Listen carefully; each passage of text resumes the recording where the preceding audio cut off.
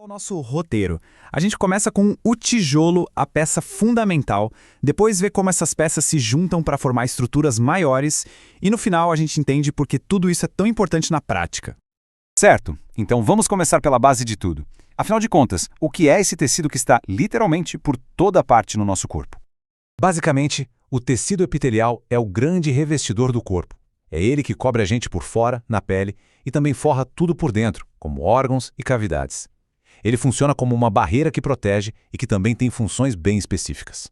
E o fascinante aqui é a organização dessas células. Elas são como tijolos perfeitos, encaixadinhos um do lado do outro. E quase não tem argamassa entre eles, sabe? É essa estrutura super compacta que é o segredo para a função de barreira que ele tem.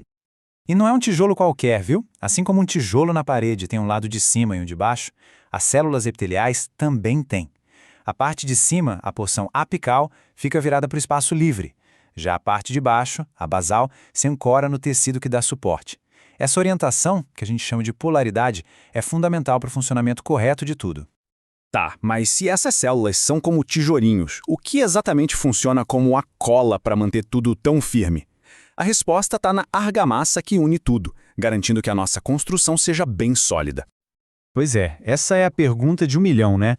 Se não tivesse algo para ligar essas células, o tecido simplesmente ia se desmanchar. A resposta está em umas estruturas super especializadas que funcionam como argamassa e os selantes da nossa parede de células. Então, o legal é que não existe um tipo só de argamassa. As junções de adesão são tipo rebites, garantindo a força da estrutura. As junções impermeáveis, por outro lado, fecham todas as frestas, controlando exatamente o que pode ou não passar entre as células. E, por fim, as comunicantes abrem pequenos portões que deixam as células conversarem entre si.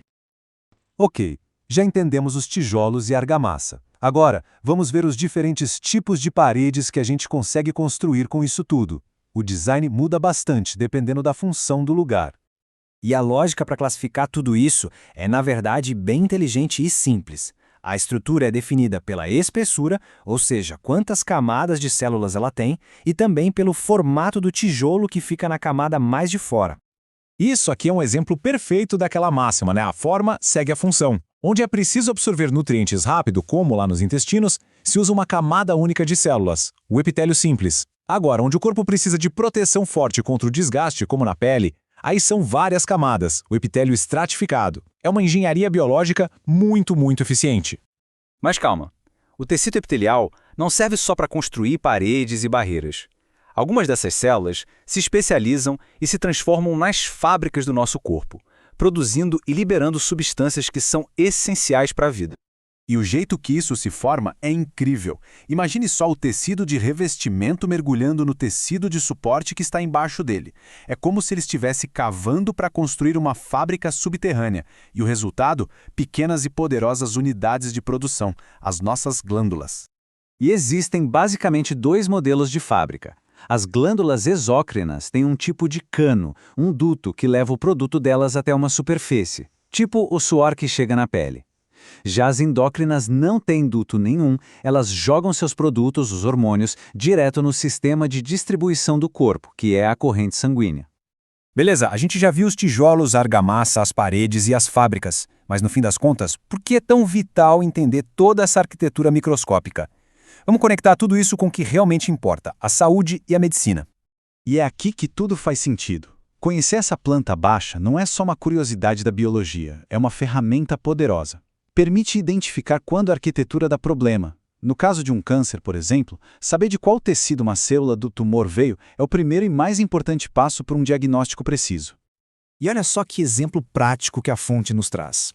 Ao analisar certas proteínas dentro de uma célula de câncer, os médicos conseguem rastrear essa célula de volta até o tecido epitelial de onde ela surgiu.